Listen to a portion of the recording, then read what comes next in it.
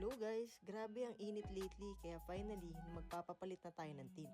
Punta tayo sa Solarex para malaman kung sulit ba ang nano ceramic tint. Ayun, nandito na tayo sa Solarex. Medyo shy type tayo sa pagkuha ng clip sa loob.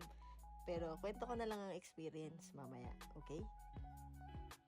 So basically, pinili ko yung nano ceramic tint kasi mas mataas ang heat rejection compared sa ordinary tint. Sabi ng staff, hindi lang UV protection pero infrared heat din ang nabablock, meaning less init sa loob. Okay, tapos na. Hindi na ako masyado nakakuha ng clips kasi nga shy type pa ako eh.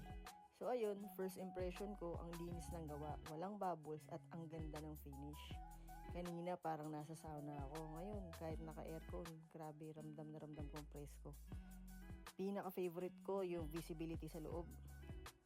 So ayun mga tropa, worth it ba magpasa nano ceramic tint? Para sa akin, yes.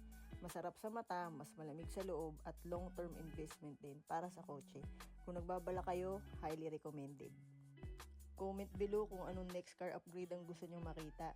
Joke lang, wala pa akong budget. Like, share, and subscribe para mas maraming car adventures. Kita-kita dito sa next vlog. Ano ba yan? Nabubulol-bulol pa ako. Sorry, hindi pa ako kasi sanay. Di bale, yan yun. Next time, gagandahan ko pa lalo. Testing lang to, okay? Sige, uwi na kami. Bye-bye!